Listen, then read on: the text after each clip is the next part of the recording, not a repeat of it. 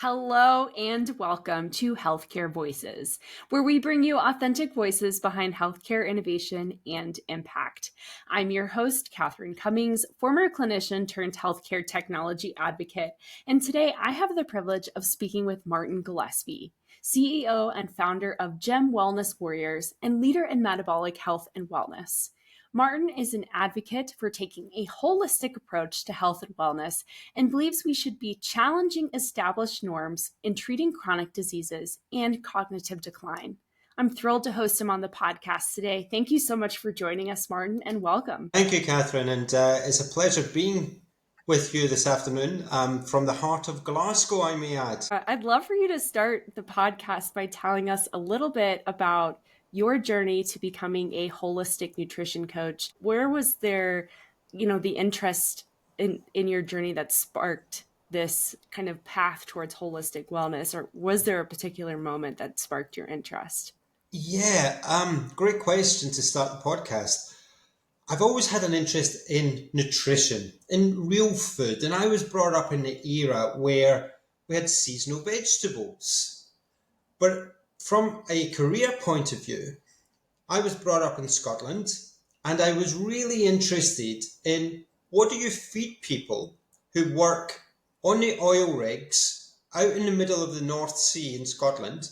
You can't smoke, you can't take alcohol, and food is more than just what we eat. It's how we eat, how we connect with others, and it also is a productivity tool to make you feel good about yourself. But my career trajectory moved in different ways, and that pathway wasn't open for me at that stage.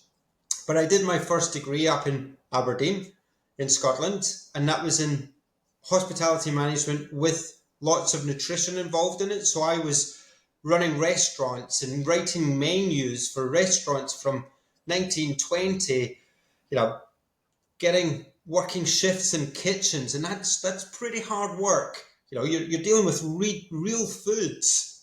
And it was brilliant, but man, it was tough. But then I wanted to follow a career path in commerce. I did a master's degree in international marketing, and that took me onto a business pathway. And that pathway took me from Scotland to Europe, and then subsequently for 23 years over in Australia. But it was around 2011, 2012 when things started really changing for me.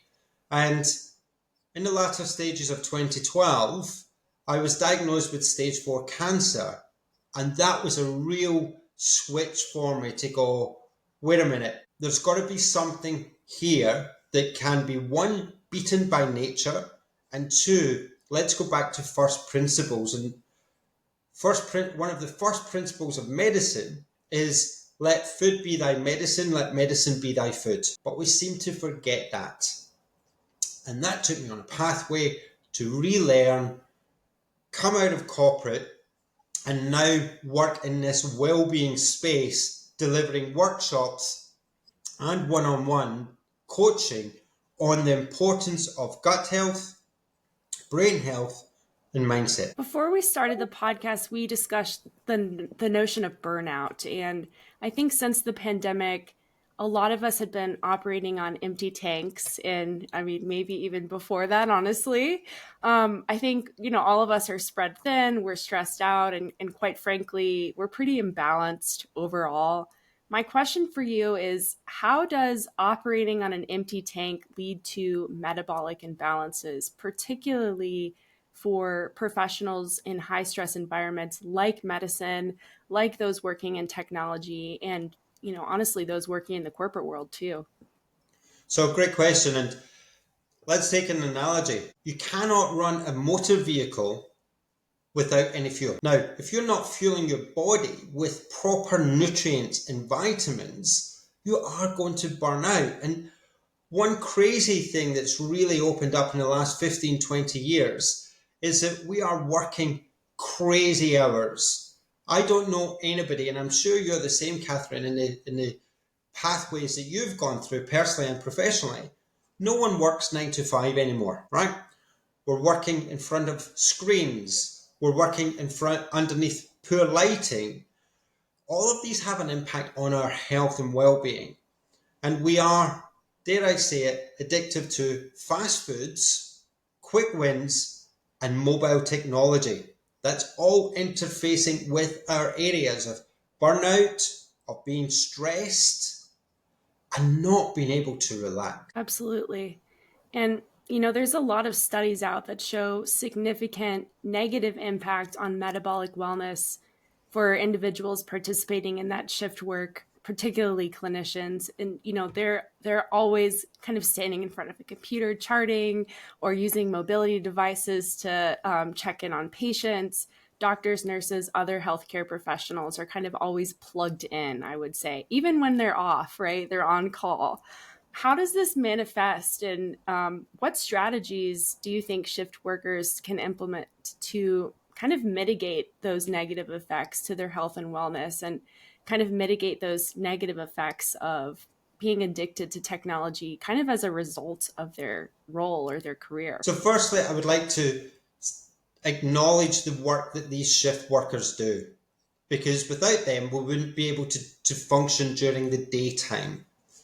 But, and I understand it from an economical point of view, a lot of shift working comes with a premium pay, but it does have a massive impact on your health. Now, if you are shift working, you're working in the opposite time frames of of our natural circadian rhythm here on Earth, revolving around the sun. We're also eating crap food, and you mentioned there in hospitals, they go to the vending machine. Please, listeners, send me photographs of vending machines with real food and I'll buy you a meal. So we're encapsulating in this vortex of poor light, poor working conditions and poor food.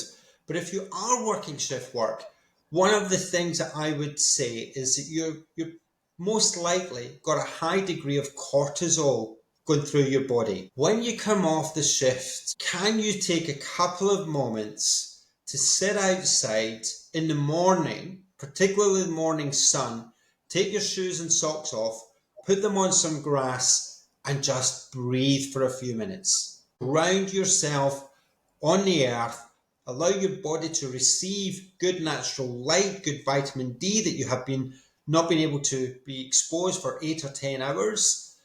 But more importantly, just lower those stress hormones in your body. So kind of along the same lines, in the last podcast, I interviewed Dr. Todd Otten, who speaks very frankly about the impact of burnout and how that impact has a negative impact on our mental health. And before I interviewed him, I found a statistic that said about 40% of clinicians or physicians are having suicidal thoughts and don't tell anyone. And prior to this podcast, when you and I were speaking, we spoke about the concept of vitamin C or vitamin connection and its importance for mental health and mental well-being, especially as it relates to cortisol levels. How do we help those in high stress roles kind of foster meaningful connections to not only enhance their mental health, but also create an environment where it's okay to ask for help? So that's a really big point of, if you want to call it performance and peak performance, balancing that with almost the loneliness that creeps in. I'm a huge advocate, and from a personal point of view, I'm here today because I reached out and I not only asked for help, but I received help as well. Lower that ego and put your hand up and say, I'm going to make that phone call, whether it be a psychologist or a different type of modality, medical modality.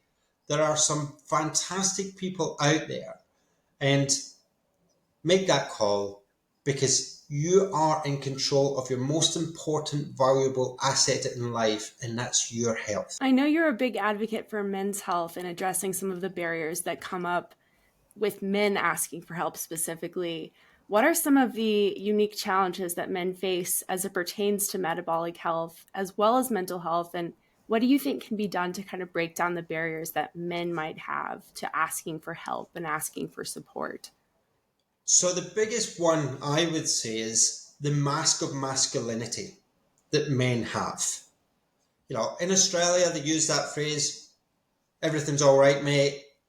in the UK, they sort of just hide that. And also, I think men have a propensity to hide a lot of emotions on toxicity, such as hiding it behind alcohol. Breaking down those stigmas, and it could be a simple thing, such as, and this is a call out for corporates here, stop having meetings indoors.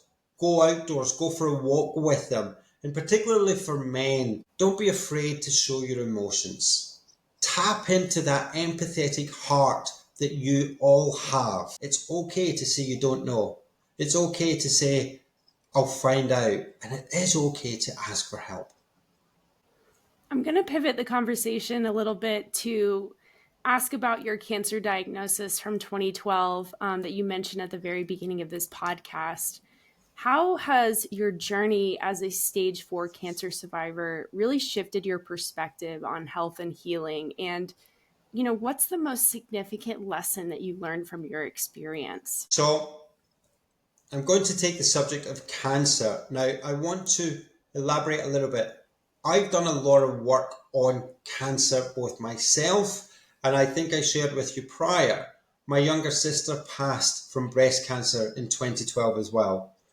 So I'm talking from my personal aspect, but I'm also talking about some incredible work that is actually happening around the globe. And where you are in the US, Professor Thomas Seyfried from Boston College for the last 25 years has been advocating the component that cancer is metabolic syndrome caused by a lack of glucose or over glucose and a thing called glutathione. Now, glutathione is a mineral in our body, both a mineral and a vitamin, and it is impacted by the amount of selenium that we have in our bodies.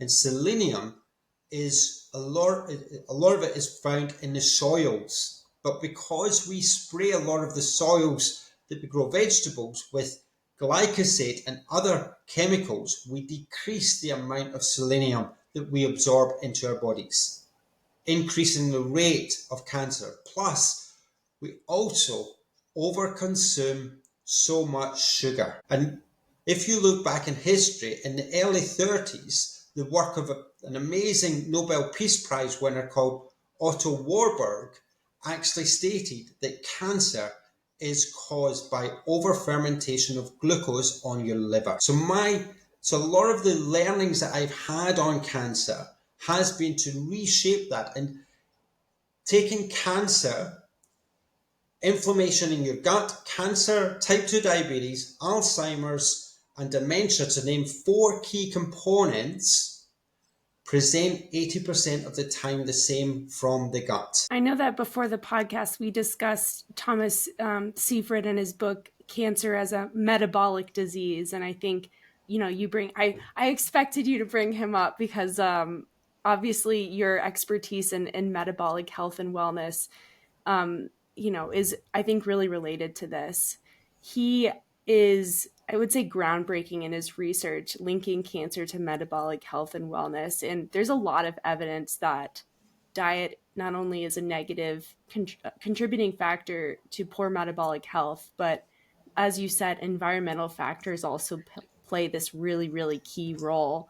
What are some of the environmental factors that, other than what's in our soil and, maybe the seed oils that we're consuming, things like that, that are impacting our metabolic health and wellness?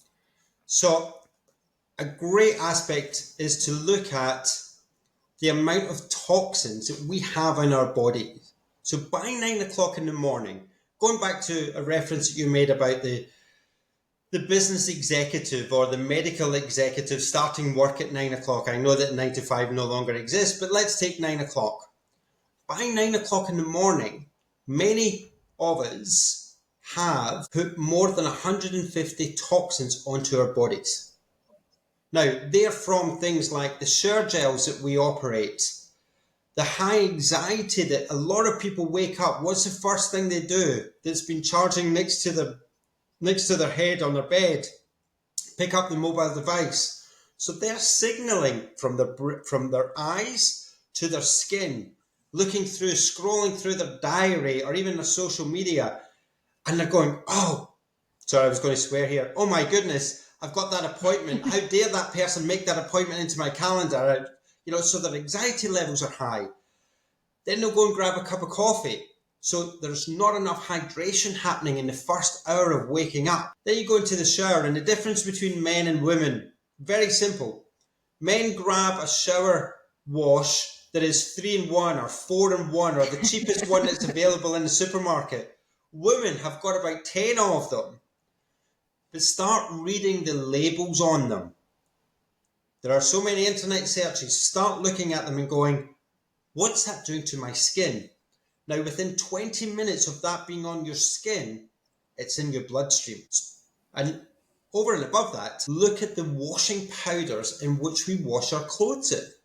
They're highly perfumed because they contain an awful lot of toxins. So as we are sleeping, our body is in a relaxed state, but we're penetrating these toxins into our body, and they go into your bloodstream, they go into your liver. Once they're in there, it's very hard to detox them. Oh, and then depending on where you live, you'll grab a cup of coffee, and 9 times out of 10, you might grab a toasted bagel, or in Australia, it's toast in this thing called Vegemite. A slice of toast, white bread toast, or a bagel is about 8 tablespoons of sugar. And you wonder why we're stressed by 9 o'clock in the morning?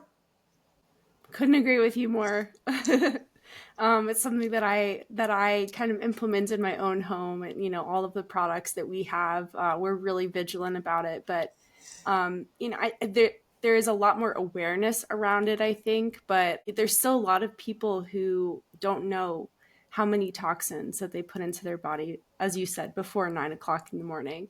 I want to circle back to this idea of, sleeping with the phone next to our head and immediately getting on the phone. And even in many cases, I'd say in most cases, people, falling asleep, scrolling through their phone.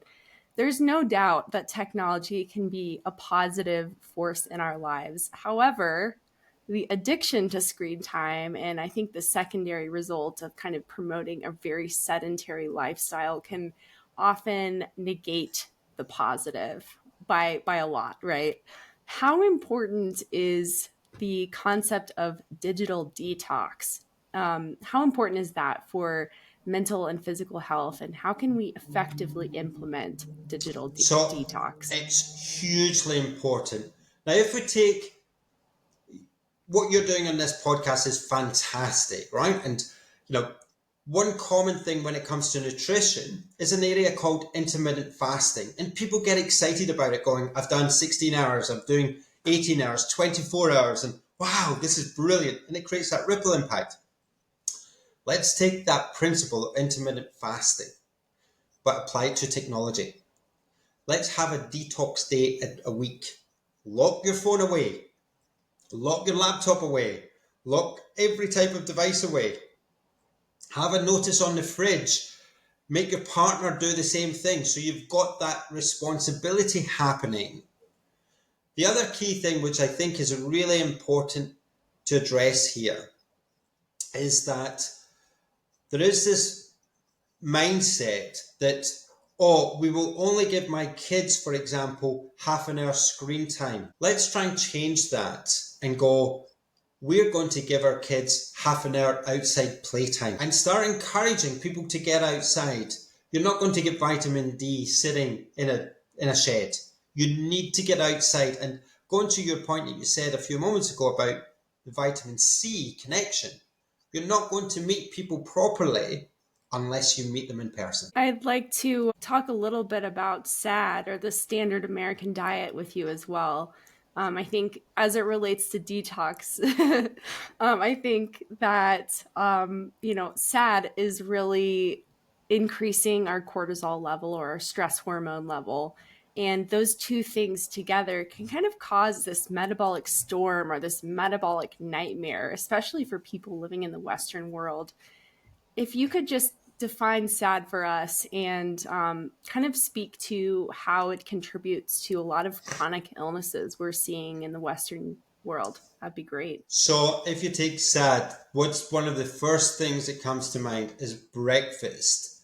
And if you take that large breakfast cereal company that in the 1911, 1912 came up with the brilliant marketing slogan, breakfast is the most important meal of the day. Let me ask you, how much nutritional well-being is there in a bowl of cereal, right?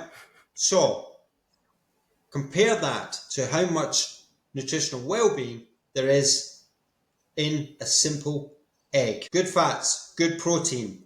So we have, and look, I was brought up with Kellogg's, with porridge, with all those things. So, hey, it's there, and I do get it that people will say, but it's really economical because it's really cheap. And the one thing that in the US, which is really sad, using the pun sad again, is in the last 6 months, for example, the CEO of Kellogg's has been promoting breakfast cereal as not only a morning snack, but a nighttime snack, a nighttime meal replacement. You only have to look at the growth of inflammatory illnesses over the last 30 years. Cereal is a way that has caused so much of that. And then you have this phenomenon that's occurred in the last 20, 25 years of, oh, well, we have to have a snack mid-morning. When did snacking become a part of healthy living? And lots of organizations have made a truckload of money out of this, of encouraging us to overeat. Now, if we are overeating and eating every 3 or 4 hours, grazing, we are causing so much insulin happening onto our liver and pancreas. That is a pathway to type 2 diabetes. And in the US, type 2 diabetes is a massive pandemic, but in such denial. And sadly, in Australia, it is the second highest. Australia has the second highest obesity rates in the world. So the SAD diet is both the standard American diet and the standard Australian diet, because the guidelines were brought out in the mid-80s. And they were actually written by people who were paid by the sugar companies, 4 Harvard professors paid by the sugar companies in order to promote their products. Something that you and I talked about prior to the podcast was this idea of skinny being sexy, right? And people don't care if they are being, they have nutritional soundness, if you will. They care about being sexy. And I think the standard American diet, especially, promotes this kind of, you can eat all of these processed foods, you can eat this bar or this other thing, and you're going to get, maybe X calories, but there's no nutritional value in it at the end of the day. And it might help you lose weight, or it might, help you meet some of these goals that you have, but they are nutritionally compromised, I would say, because they have so many deficits in all of the nutritional requirements that, a normal person has, that they are just not meeting. And, that obviously increases cortisol levels, that increases inflammation, causes a lot of chronic illnesses, type 2 diabetes being an epidemic, I think, globally, not just in the United States or not just in Australia either. But, there's a ton of other chronic illnesses that you and I spoke about. I would say cancer can be argued to be another chronic illness, because people have multiple cancer diagnoses sometimes over their lifetime. I want to kind of pivot back to this stress hormone cortisol and talk about how the combination of cortisol and that SAD diet contribute to, I would say, impaired resilience. So the impaired resilience kind of leading to people getting more chronic illnesses, more mental health issues, things like that. What is your thoughts and opinions on that? It's a great point. And there is one word that answers it all: sleep. Not only have we a pandemic on poor nutritional well-being, it counterbalances with poor sleep hygiene. Now, if you're not sleeping well, your anxiety levels are through the roof. And actually, just talking about mental health and anxiety, what do lots of executives, or going back to your point about shift workers, they drink coffee in copious amounts. Coffee depletes you of magnesium as well as many other vitamins and minerals. If we are short on magnesium, our anxiety levels go up. If we're short on sleep, our anxiety levels go up. One key area is that a lot of information is around calories in, calories out. And I want to address that because you metabolically are very different from me. One, you're younger, and two, you're of a different gender. Calories in, calories out is a little bit like saying every motor vehicle should run the same. Every motor vehicle is different. You might have a Jeep. Someone else may have a small car. You're biologically different. The myth that we have been sold around calories in, calories out is a real metabolic educational disaster. But it has got through to so many people. Oh, this product has got X amount of calories, so it must be good for you. No, if you're sitting on your rear end day in, day out, or that sedentary lifestyle, what do you think? Where do you think those calories are going? So we are now making ourselves into a sick care society because although we want to change, there's such confusion as to how and where do I start changing. And I use an acronym. If you want to be a hottie, healthy on the inside, start looking at your nutrition. I think that you bring up a really good point about kind of people making changes to their lifestyle, but really not knowing where to start. I think that there's a lot of feedback that I've received from clinicians I know that have said, you know, the nutritional education we get in medical school is really lacking. So the recommendations that we are making to our patients may or may not be the best recommendation because, you know, if I want to know what to recommend, I have to do all of that learning and research and everything on my own. And I think there's this kind of challenge that a lot of people have where they think that they're healthy. And I know you and I've spoke about this. They think that they're healthy because they feel okay.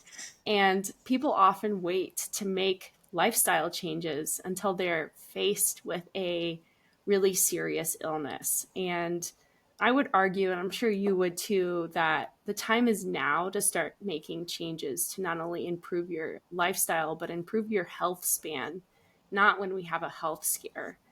Because in many instances, some of the damage is already done. I'd love for you to share with us some maybe accessible, simple things that we can do to invest in our health before we become ill. So there's one of the first things that you could do is open your fridge and take a photograph of the contents of your fridge. Print it off, put it on the door of your fridge. It's a reminder of what you don't want to be eating. Start educating yourself about the benefits of real foods. And here we are in the middle of the year, having a goal. If we look at taking control of your diet today, on this very day, by Christmas, you can give yourself the best Christmas present ever. Or in the US, by Thanksgiving, you can give yourself the best thankful gift that you can do by taking control of your metabolic health. And that's looking at what you're eating. Print off a sheet of paper and write up the amount of sleep that you're getting, unless you've got a digital watch that you may have. Start monitoring the sleep that you're having. Start increasing the amount of good salts that we're putting into our body. So first thing in the morning, getting a large glass. Now, I always get this wrong when I talk to the Americans. 16 ounces is about a decent sized glass. Would that be correct? Having a glass Yeah, of that works. good filtered water with a good tablespoon of salt first thing in the morning, that helps to replace the minerals that we have lost during our sleep. Simple, cost effective. One key love I have is, in order to take this change, be patient. And one area, regardless of what job we have, we don't give ourselves enough thanks, and we don't give ourselves a proverbial pat in the back. We're always trying to do the next thing, the next thing, the next thing. So my invitation to you and your listeners is take your left hand every morning when you look at yourself in the mirror in the bathroom. Take your left hand, put it over your right shoulder, and in your best Scottish accent, give yourself a pat in the back and say, I am brilliant. Rolling the letter R sends a vibration through your whole body and it wakes it up. I love that. What a positive way to start the day. I'd like to end the podcast with one final question. What is one bit of knowledge that you'd like to impart on our listeners today? Be kind to yourself when you're on a pathway of changing your health for the better. It's not easy, right? And a big shout out, I would say, is work with a health coach. Work with someone that can help guide you through that pathway. There are some good medical practitioners out there, but they don't have the time. And I would advocate they are very, very good at good medicine, but they're not that great at preventative medicine. A health coach will help you get the tools for personalized care for yourself. Invest in working with one. They have the tools and the research and the knowledge base around metabolic health, movement, sleep, self-love, and nutrition. That is a great investment that you can have, and it's far more worthwhile than buying the next house or increasing your mortgage that's going to give you oxidative stress. Well, thank you so much, Martin, for sharing your time and your passion around metabolic health with us today. It's been an absolute pleasure to have you on the podcast. Thank you. Thanks, Catherine, for inviting me, and I hope this resonates with at least one person to take control of their health. Thank you to all of our listeners for joining us on the podcast today. We appreciate your support. To hear from more healthcare voices like Martin Gillespie, hit the subscribe button and share this podcast with your friends and family. I'm your host, Catherine Cummings, and you just listened to Healthcare Voices.